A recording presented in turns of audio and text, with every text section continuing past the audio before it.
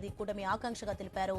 గత నెలలో రాజోలు పర్యటనకు వెళ్లినప్పుడు సముద్రం పోర్టుతో శంకర్ గుప్తం మేజర్ డ్రైన్ సమస్యగా మారి కొబ్బరి తోటలు నాశనం అవుతున్నాయో చూశానన్నారు.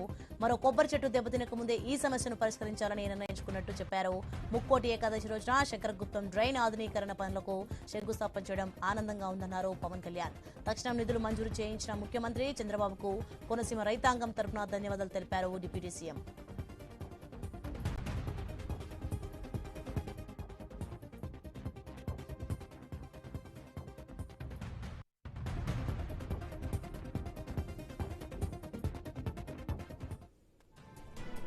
సుబ్రహ్మణ్య షష్ఠి రోజు సమస్య తెలుసుకుని ముక్కోటి ఏకాదశి నాటికి పరిష్కరించడం ఎంతో సంతృప్తినిచ్చిందన్నారు పవన్ కళ్యాణ్.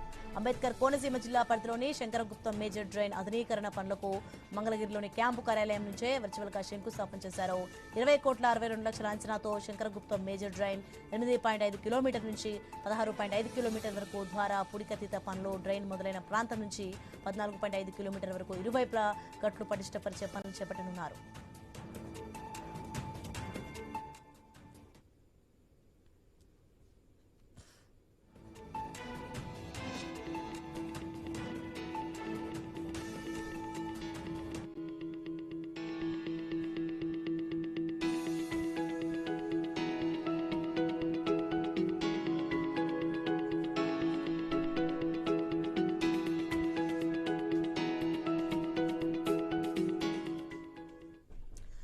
శంకరగుప్తం డ్రైన్ సమస్యను పరిశీలించేందుకు రాజోలు నియోజకవర్గం కేశవదాసుపాలెం వెళ్లినప్పుడు తలలు వాల్చిన కొబ్బరి తోటలు చూస్తే బాధ కలిగిందన్నారు పవన్ కళ్యాణ్.